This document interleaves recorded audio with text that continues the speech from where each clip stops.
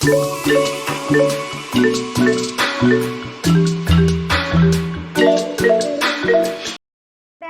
Welcome back to my YouTube channel physics gallery. Yes, आज का हमारा सेकंड लेक्चर है चैप्टर 1 का सेकंड लेक्चर, जिसमें हम अपना कूलम्ब्स लॉ के बारे में डिस्कस करेंगे। Coulomb's law, vector form of Coulomb's law और उससे रिलेटेड कुछ न्यूमेरिकल करेंगे।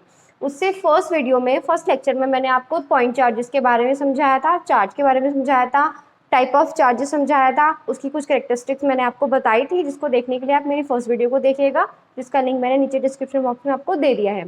ठीक है, तो जो मेरे चैनल पर नए हैं वो प्लीज़ मेरे चैनल को लाइक शेयर और सब्सक्राइब करना ना भूलें, और जिन्होंने अभी तक उसको शेयर नहीं किया है मेरी वीडियोस को, प्लीज़ मेरी वीडियोस को शेयर कीजिए और मेरे को अप्रिशिएट कीजिएगा। चलिए स्टूडेंट, सब चीज़ों को छोड़ते हैं, अपने टॉपिक की तरफ चलते हैं जो मैंने आपको बताया, और आप मेरे थंबनेल को भी देख के समझ गए होंगे कि हमारा आज का टॉपिक है कूलम्ब्स लॉ।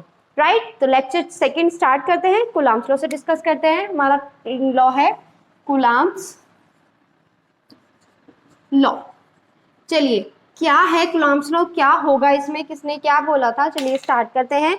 इन 1785 सर कूलम्ब ने एक्सपेरिमेंट में डिस्कस किया था। इन 1785 सर कूलम्ब ने 1785 में सर कूलम्ब ने डिस्कस किया था। इन्होंने बताया था कि आपके पास टू चार्जेस हैं। टू पॉइंट चार्जेस की बात करेंगे, पॉइंट चार्जेस बिल्कुल छोटे चार्जेस जो होते हैं उनकी बात करते हैं। टू पॉइंट चार्जेस हैं, ये एक दूसरे से सम डिस्टेंस पर सिचुएटेड हैं। तो ये चार्ज हमारे पास Q1 हो गया, ये चार्ज हमारे पास Q2 हो गया। ये दोनों चार्ज एक दूसरे से स्मॉल r डिस्टेंस पर सिचुएटेड हैं। ठीक है, तो हमारे पास दो चार्ज हैं Q1 और Q2 जो एक दूसरे से स्मॉल r के डिस्टेंस पर सिचुएटेड हैं। तो इस पे लगने वाले फोर्स को उन्होंने एक्सप्लेन किया था, जिसको हम बोलते हैं कूलम्ब्स लॉ।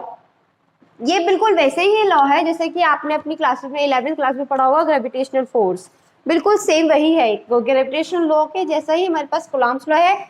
वहाँ टू मास बॉडीज हुआ करती थी, M1 M2 लिया करते थे। यहाँ पर दो चार्जेस की बात कर रहे हैं, जिसमें एक चार्ज Q1 है, एक चार्ज Q2 है। अब चार्ज टू टाइप के होते थे, पॉजिटिव चार्ज और नेगेटिव चार्ज। पॉजिटिव एक दूसरे को रिपेल करते थे और पॉजिटिव नेगेटिव एक दूसरे को अट्रैक्ट करते थे। तो अभी हमने ये डिस्कस नहीं किया है कि ये चार्ज पॉजिटिव है, नेगेटिव इन नेचर है। अभी हमने सिर्फ डिस्कस किया है कि ये हमारे पास चार्जेस हैं जो सेम चार्जेस भी हो सकते हैं और अपोजिट चार्जेस भी हो सकते हैं। तो वो हमें पता है कि अगर सेम चार्जेस होंगे तो इनके बीच में रिपल्सन होगा, और ये अपोजिट चार्जेस होंगे तो इनके बीच में अट्रैक्शन होगा। तो अगर सेम है तो अपोजिट फोर्स अप्लाई होगा, और अगर अपोजिट है तो अट्रैक्टिव फोर्स अप्लाई होगा। वो फोर्स कैसे अप्लाई होगा उसके बारे में हम डिस्कस करते हैं।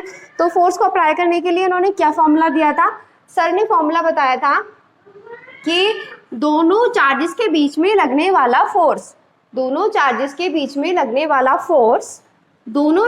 के प्रोडक्ट के डायरेक्टली प्रोपोर्शनल। पहला स्टेटमेंट था दोनों चार्जेस के बीच में लगने वाला फोर्स दोनों चार्जेस के प्रोडक्ट के डायरेक्टली प्रोपोर्शनल और इनके बीच की डिस्टेंस के स्क्वायर के इनवर्सली प्रोपोर्शनल होता है। ये सर ने बताया था कूलम्ब्स ने कि किन्हीं भी दो चार्जेस के ऊपर अप्लाई होने वाला फोर्स Q1 और Q2 के बीच में अप्लाई होने वाला फोर्स दोनों चार्जेस के प्रोडक्ट के डायरेक्टली प्रोपोर्शनल और उन दोनों के बीच के डिस्टेंस के स्क्वायर के इनवर्सली प्रोपोर्शनल होता है। ये इनका स्टेटमेंट था। इस स्टेटमेंट को अगर हम रिटन फॉर्म में लिखेंगे तो उसको लैंग्वेज में लिखेंगे two stationary point charges Q1 and Q2 repel or attract each other with a force F, which is directly proportional to the product and inversely proportional to the square of distance small r between them। ये statement है इस law का Coulomb's के according. Two charges Q1 और Q2 हैं, जो point charges हैं उनके बीच की डिस्टेंस स्मॉल r है, तो उनका स्टेटमेंट था कि two stationary point charges Q1 and Q2 repel और अट्रैक्ट ईच अदर। मैंने अभी आपको बोला कि हमने ये चार्जेस का डिस्कस नहीं किया है, उन्होंने डिस्कस नहीं किया था कि एक पॉजिटिव एक नेगेटिव है या दोनों पॉजिटिव है या दोनों नेगेटिव है, उन्होंने कुछ नहीं बताया था। तो उन्होंने स्टेटमेंट में दे दिया है Q1 एंड Q2 रिपेल और attract each other with the force capital F which is directly proportional to the product and inversely proportional to the square of distance small r between them and inversely proportional to the square of distance between them. It means क्या है, proportional और inversely proportional का मतलब आपको पता होगा, बहुत basic सा है। प्रोपोर्शनल का मतलब क्या होता है कि अगर एक चीज इंक्रीज कर रही है तो दूसरी चीज भी इंक्रीज ही करेगी, एक चीज डिक्रीज कर रही है तो दूसरी चीज भी डिक्रीज ही करेगी। ये होता है डायरेक्टली प्रोपोर्शनल का मतलब, ये भी आप जानते होंगे लेकिन फिर भी मैं एक बार क्लियर कर देती हूँ। और इन्वर्सली प्रोपोर्शनल में क्या होता है, अगर फोर्स इंक्रीज कर रहा है तो डिस्टेंस डिक्रीज होगी जरूर, और अगर डिस्टेंस इंक्रीज कर रही है तो फोर्स डिक्रीज होगा जरूर। अगर आप इन दोनों को दूर दूर ले जाते हो तो इनके बीच में चाहे अट्रैक्शन फोर्स हो चाहे रिपल्शन फोर्स हो, वो फोर्स कम हो जाता है। और अगर इन दोनों को पास पास लेते हो तो जो भी रिपल्सन या फिर अट्रैक्शन फोर्स है वो इनके बीच में ज्यादा हो जाता है। ये क्या स्टेटमेंट कहता है। अब हम कंबाइन कर देते हैं दोनों इक्वेशंस को। ऑन कंबाइनिंग बोथ, अगर हम दोनों को कंबाइन कर देते हैं, इक्वेशन आती है F proportional Q1 Q2 upon R का स्क्वायर।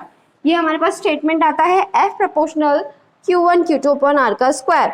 अब F हमारे पास इन्वर्सली प्रोपोर्शनल हो गया R के, इट मीन डिस्टेंस इन दोनों की बढ़ा दोगे, आप दूर दूर कर दोगे तो इनके बीच में जो लगने वाला जो भी फोर्स होगा, चाहे वो अट्रैक्शन फोर्स हो या रिपल्शन फोर्स हो, वो क्या होगा, कम हो जाएगा। और अगर इनके बीच के डिस्टेंस को आप कम कर दोगे तो दोनों के बीच का फोर्स कैसा हो जाएगा, ज्यादा हो जाएगा। ये तो नेचुरल बात है जो हम अपनी डेली लाइफ में भी देखते हैं, वही स्टेटमेंट हमारा यहाँ पे अप्लाई होता है। प्रोडक्ट ऑफ चार्जेस भी हो गया कि इसके डायरेक्टली प्रोपोर्शनल होता है। अब यहाँ पर एक प्रोपोर्शनल आया है, आपको पता है जब भी प्रोपोर्शनल का साइन आता है उसको हटाते हैं, कांस्टेंट आता है, तो चलिए उसके बारे में डिस्कस करते हैं। उसके बारे में जब डिस्कस करेंगे तो हम पहुंचते हैं यहाँ पर। इसमें क्या है, हमारे पास लास्ट क्वेश्चन आई F proportional Q1 Q2 upon R का स्क्वायर। प्रोपोर्शनल का साइन हटाएंगे, एक कांस्टेंट आता है F is equal K Q1 Q2 upon R का square, where K is a proportionality constant. अब इसकी भी एक वैल्यू होती है F is equal 1 upon 4 pi epsilon not Q1 Q2 upon R का स्क्वायर। ये हमारे पास आता है कूलम्ब्स लॉ। ठीक, ये हमारे पास फोर्स है F जो कूलम्ब्स लॉ के अकॉर्डिंग आया है, जिसमें टू चार्जेस के बीच में लगने वाले फोर्स को हमने डिस्कस किया है। ठीक है, ये हमारे पास कांस्टेंट की वैल्यू आई है, जिसकी वेयर इसकी मैथमेटिकल वैल्यू होती है 1 upon 4 pi epsilon naught is equal, जिसकी मैथमेटिकल वैल्यू है 9 इंटू 10 टू द पावर 9 और यूनिट इसकी होगी न्यूटन मीटर स्क्वायर कूलम्ब का इनवर्स 2। ये तो आप यूनिट के फॉर्मूले से भी फाइंड कर सकते हो, बहुत इजी है। बस इस मैथमेटिकल वैल्यू को आप याद रखिएगा, जो कि आपके पास आता है मैथमेटिकल वैल्यू न्यूमेरिकल में पूछी जाती है, जरूरत पड़ती है तो हम डायरेक्ट पुट करके अपना न्यूमेरिकल सॉल्व कर सकते हैं। यहाँ पर 4 पाई एक कांस्टेंट ही आपको पता है। एप्सिलॉन नॉट क्या है, ये एप्सिलॉन नॉट परमिटिविटी है जो मीडियम पे डिपेंड करती है। ये परमिटिविटी है जो मीडियम पे डिपेंड करती है, इसको भी हम डिस्कस करेंगे इसी लेक्चर में या फिर नेक्स्ट लेक्चर में भी डिस्कस कर सकते हैं। तो ये बहुत इंपॉर्टेंट है, इस चीज को आप ध्यान रखिएगा। अब ये हमारे पास कूलम्ब्स पूरा लॉ है, एक बार मैं और आपको एक्सप्लेन कर देती हूँ इस लॉ में क्या था। कूलम्ब्स ने बताया था कि आपके पास 2 पॉइंट चार्जेस हैं जो एक दूसरे से स्मॉलर डिस्टेंस पर सिचुएटेड है। डन। अब इन दोनों पॉइंट चार्जेस के बीच में लगने वाले फोर्स की हम बात करेंगे। इन दोनों चार्जेस के बीच में लगने वाला फोर्स अट्रैक्टिव भी हो सकता है, रिपल्सिव भी हो सकता है, वो डिपेंड करता है ये चार्जेस कैसे हैं। ठीक है, उनके अकॉर्डिंग इन दोनों पॉइंट चार्जेस के बीच में लगने वाला फोर्स दोनों चार्जेस के प्रोडक्ट के डायरेक्टली प्रोपोर्शनल होता है और इनके बीच की डिस्टेंस के स्क्वायर के इनवर्सली प्रोपोर्शनल होता है। F प्रोपोर्शनल Q1 Q2 आता है और F इनवर्सली प्रोपोर्शनल आता है 1 अपॉन R के स्क्वायर के। अब इन दोनों इक्वेशन को कंबाइन कर देते हैं, हमारे पास फॉर्मूला बनता है F proportional Q1 Q2 upon R का स्क्वायर। ठीक, इसको प्रोपोर्शनैलिटी साइन हटाते हैं, कांस्टेंट आता है F, कांस्टेंट आ गया K Q1 Q2 upon R का स्क्वायर। कांस्टेंट की वैल्यू है 1 अपॉन 4 पाई एप्सिलॉन नॉट, जिसकी मैथमेटिकल वैल्यू आती है 9 into 10 to the power 9 newton metre square coulomb का inverse 2, where epsilon naught is known as permittivity of the medium. where epsilon naught is known as permittivity of the medium, जो कि medium पर depend करती है। इसके बारे में हम डिस्कस करेंगे, अगले लेक्चर में डिस्कस कर सकते हैं। ये हमारे पास कूलम्ब्स लॉ की बात रही, ये उसका स्टेटमेंट है, इसको आप नोट डाउन कर लीजिए या फिर आप इसका स्क्रीनशॉट ले लीजिए जिससे कि मैं इसके नेक्स्ट टॉपिक की तरफ बढ़ सकूं। इसका जल्दी जल्दी स्क्रीनशॉट ले लीजिए, फटाफट फटाफट, क्विक। आई थिंक डन हो गया होगा। चलिए हम इसे इरेज करके इसकी वेक्टर फॉर्म के बारे में बात करते हैं। ठीक है, चलो मैं इसे इरेज कर देती हूँ। बहुत सिंपल सा था, बहुत इंपॉर्टेंट है, न्यूमेरिकल बहुत आता है इससे रिलेटेड और बहुत सिंपल न्यूमेरिकल होता है। सिर्फ आपको समझना होता है कि हमें क्या क्या गिवन है। फॉर्मूला बहुत सिंपल है, फॉर्मूला भी आपको याद हो गया होगा और बहुत इंटरेस्टिंग क्वेश्चन था। अब इसकी वेक्टर फॉर्म के बारे में डिस्कस करते हैं। चलिए इसकी वेक्टर फॉर्म के बारे में डिस्कस करते हैं। ठीक है, vector form of Coulomb's law. Done. चलिए कूलम्ब्स लॉ के वेक्टर फॉर्म के बारे में बात करते हैं। अब देखिए, जैसे हमने आपको डिस्कस किया था कि ये दो चार्ज है, ये हमारे पास Q1 है और r डिस्टेंस पर एक चार्ज Q2 है, ये r डिस्टेंस है। ये दोनों चार्जेस सेम भी हो सकते हैं, ये दोनों चार्जेस अपोजिट भी हो सकते हैं, हमें कुछ भी नहीं पता है। ठीक है, तो यहाँ पर एक फोर्स लग रहा है F1 और एक फोर्स यहाँ पर लग रहा है। ये वाला फोर्स, ये फोर्स इसके ऊपर अप्लाई करेगा, ये फोर्स इसके ऊपर अप्लाई करेगा। दो फोर्स लगेंगे, F12 और F21। डन। जो 1 2 के ऊपर अप्लाई करेगा, जो 2 1 के ऊपर, दोनों एक दूसरे को फोर्स अप्लाई करेंगे, चाहे अपोजिट फोर्स हो चाहे अट्रैक्टिव फोर्स हो, वो दोनों फोर्स जो अप्लाई करेंगे वो एक दूसरे के ऊपर अप्लाई करेंगे। तो इन फोर्स की बात करते हैं। अगर हम F12 की बात करते हैं वेक्टर फॉर्म में, F12 इज इक्वल, फॉर्मूला हमारे पास है 1/4 pi epsilon not Q1 Q2 upon R का स्क्वायर। ठीक, यहाँ पर आ जाएगा R12 का यूनिट कैप। सिमिलर इसको ऐसे रखते हैं। चलिए अब इसको क्या लिख सकते हैं हम, वेयर R12 का unit cap is equal R12 vector upon R12। इस फॉर्म में लिखते हैं। आप लोगों को पता होगा, 11th क्लास में आपने यूनिट वेक्टर के बारे में पढ़ा ही होगा। अभी इसी सिमिलरली हम सेकेंड फोर्स के बारे में बात करेंगे। F21 इज इक्वल हमारे पास आ जाएगा 1/4 pi epsilon not Q1 Q2 upon R का स्क्वायर R21 का यूनिट कैप, वेयर R21 का unit cap is equal R21 vector upon R21। ठीक, अब हम इधर देखें, दोनों एक दूसरे के अपोजिट हैं, हमें पता है। as we know that R12 का unit cap is equal to minus R21 का यूनिट कैप होता है। तो फिर अगर हम इस क्वेश्चन को यहाँ रख देते हैं, देन हमारे पास फॉर्मूला क्या बैठता है, F12 vector is equal to minus के F21। इट मीन्स दोनों फोर्स एक दूसरे के अपोजिट होते हैं। ये हमारे पास नेगेटिव साइन की शो करता है। ये हमारे पास आती है vector form of Coulomb's law.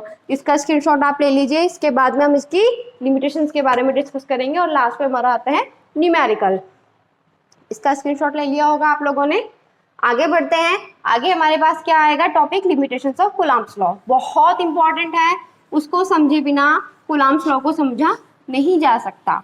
उन लिमिटेशंस को समझना हमारे लिए बहुत ज़रूरी है। तो चलिए डिस्कस करते हैं। और जो लोग मेरी वीडियो को देख रहे हैं, प्लीज़ लास्ट तक मेरी वीडियो को ज़रूर देखिएगा, लाइक शेयर सब्सक्राइब करना ना भूलिएगा। चलिए स्टार्ट करते हैं। हमारा नेक्स्ट टॉपिक आता है limitations of Coulomb's law.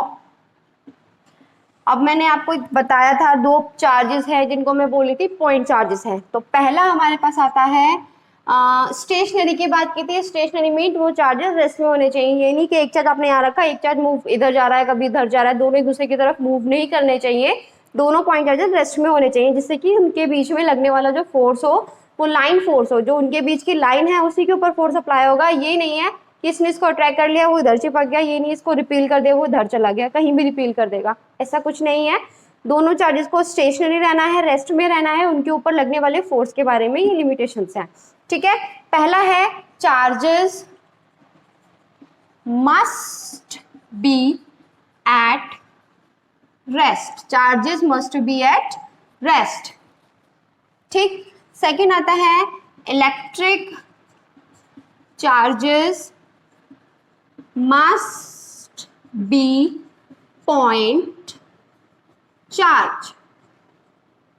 Then electric charge भी must be point charge. Third limitation है इनकी हमारे पास the distance between them, the distance बोल रहे हैं या सेपरेशन बोल रहे हैं, द सेपरेशन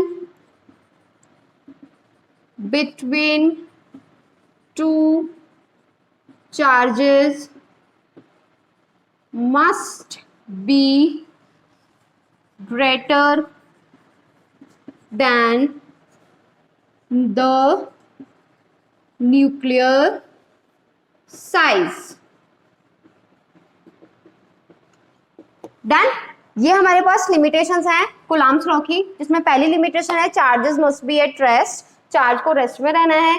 सेकंड है electric charge must be point charges, दोनों चार्जेस पॉइंट चार्जेस होने चाहिए. इट मींस एक बहुत बड़ा और एक बहुत छोटा नहीं होना चाहिए. बहुत बड़ा होगा तो उसका एरिया ज्यादा होगा, फिर वो अट्रैक्शन और रिपल्शन फोर्स में दिक्कत हो जाती है. तो दोनों पॉइंट चार्जेस, फिर ये रूल अप्लाई नहीं होगा उनके ऊपर, तो दोनों point charges rest point charges होने चाहिए. नेक्स्ट आता है द सेपरेशन बिटवीन दैम, या उनके बीच के डिस्टेंस या उनके बीच का जो सेपरेशन है वो उनके न्यूक्लियर साइज से ज्यादा होना चाहिए. ये लिमिटेशंस है कूलम्ब्स लॉ की, बहुत इंपॉर्टेंट है. ये किसी भी वे में पूछी जाती हैं, इनको नोट डाउन कर लीजिएगा और अंडरस्टैंड समझने की पूरी कोशिश कीजिएगा. इसी के अकॉर्डिंग ही वो कूलम्ब्स लॉ अप्लाई किया जाता है. न्यूमेरिकल वैल्यूज में बहुत जरूरत पड़ती है, इसलिए इनको अंडरस्टैंड कर लीजिएगा. मैं इनको इरेज कर देती हूँ जिससे कि हम न्यूमेरिकल के बारे में डिस्कस कर सकें. कूलम्ब्स लॉ का न्यूमेरिकल आता है, अब उसको कैसे डिस्कस करना है, वो कैसे सॉल्व होगा. बहुत सिंपल तरीका है, फॉर्मूला बेस्ड न्यूमेरिकल होते हैं, बस आपको समझना होता है कि क्या क्या गिवन है. चलिए स्टार्ट करते हैं. एनसीईआरटी प्रॉब्लम है आपकी.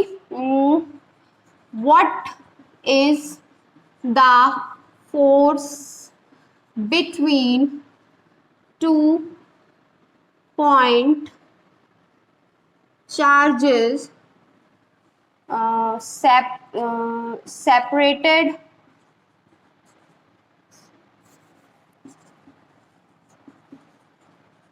separated by the distance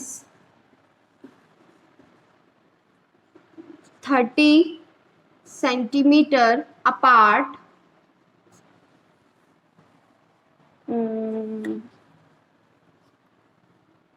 having the charge 2 into 10 to the power minus 7 coulomb and 3 into 10 to the power minus 7 coulomb. ये आपके पास न्यूमेरिकल वैल्यू है.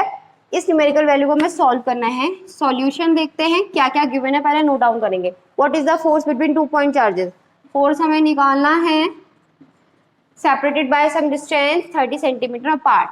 डिस्टेंस दे रखी है r 30 centimetre, r is equal 30 into 10 to the power minus 2 metre. Done. Having the charge दे रखा है हमारे पास Q1 is equal 2 into 10 to the power minus 7 coulomb, और Q2 इज इक्वल टू दे रखा है 3 into 10 to the power minus 7 coulomb. ठीक है, फॉर्मूला हमारे पास हमें पता है. वी नो दैट क्या फॉर्मूला है हमारे पास, F is equal 1/4 pi epsilon not Q1 Q2 upon R का स्क्वायर. इस फॉर्मूले में हमने सारी वैल्यूज पुट करनी है. Numerical solve.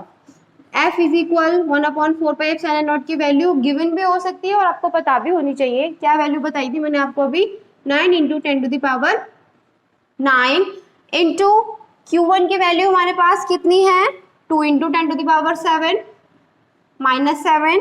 Q2 की वैल्यू कितनी है, 3 into 10 to the power minus 7 upon R का square, 30 into 10 to the power minus 2 का होल स्क्वायर. इसको मैथमेटिकली सॉल्व कर लेंगे, हमारे पास आंसर कितना आ जाता है. आपके एनसीईआरटी में गिवन भी है, आंसर भी चेक कर लीजिएगा. 6 into 10 to the power minus के 3 न्यूटन. इसका सॉल्व करके आंसर आ जाता है. ये मैंने आपको फॉर्मूला बता दिया, फॉर्मूले में वैल्यूज पुट कर दी. इसको मैथमेटिकल वैल्यू को सॉल्व कर लीजिएगा, आंसर आपके पास प्रेजेंट है. इस टाइप के क्वेश्चन आपको, न्यूमेरिकल क्वेश्चन आपको एग्जाम में मिल सकते हैं इस फॉर्मूले से रिलेटेड, और इस फॉर्मूले को सॉल्व करने के लिए आपको लिमिटेशंस ऑफ कूलम्ब्स को जरूर याद रखनी पड़ती हैं. ठीक है, तो आज का लेक्चर हमारा काफी लंबा हो गया है शायद से। कूलम्ब्स लॉ मेरा ऑलमोस्ट कंप्लीट है। कोई भी क्वेश्चन हो तो आप मुझे कमेंट में बता सकते हैं, मैं उसको सॉल्व करने की कोशिश करूंगी। और हमारा नेक्स्ट लेक्चर में नेक्स्ट टॉपिक आएगा, उसके बारे में हम डिस्कस करेंगे अपनी नेक्स्ट वीडियो में। तो मेरी वीडियो को वॉच करने के लिए थैंक यू, और मेरे चैनल को लाइक और सब्सक्राइब करना नहीं भूलिएगा। Thank you students, bye bye.